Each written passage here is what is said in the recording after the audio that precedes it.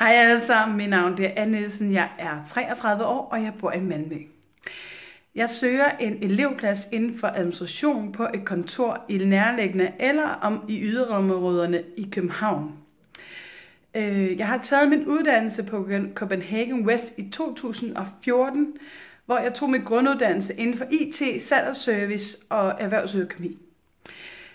Nu søger jeg dig eller nogen, som du kender, som har et kontor, som kan gøre mig til kontorelev, og jeg kan fuldføre min uddannelse. Hvis du vil vide lidt om mig, så har jeg stået bag, eller jeg har været street host i år under Distortion 2016.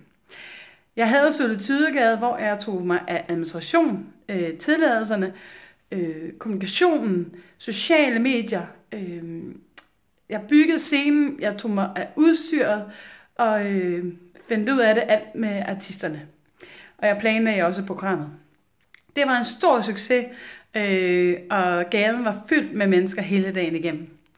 Derudover så er jeg også frivillig og har været det i 12 år, næsten 13 år, for Muskelsvindfonden på deres grønne koncerter. I år var jeg chef for gæsteservice, og det var en stor succes.